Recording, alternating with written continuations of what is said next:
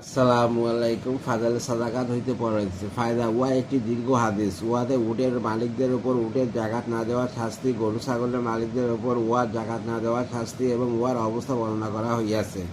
এই অঞ্চলে সাধারণত জীবজন্তু এই পরিমাণ হয় না যাহার উপর জাকাত অধিক হইয়া থাকে।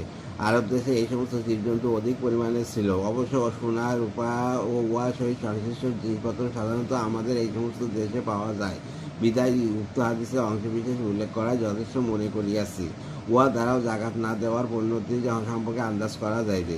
উক্ত হাদিসের সোনা চাঁদি দ্বারা জাহান্নামের আগুনের পাত বানাইয়া দাগ দেওয়ার কথা বর্ণিত হইয়াছে।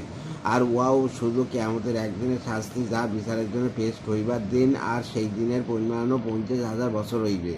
এত দীর্ঘদিন আযাব ভোগ করিবার পর জানা যাইবে যে তাহার অন্যান্য আমল এই উপযুক্ত রহিয়াছে কিনা, যা দ্বারা ক্ষমাপ্রাপ্ত হইয়া জান্নাতে যাওয়ার অনুমতি হইবে।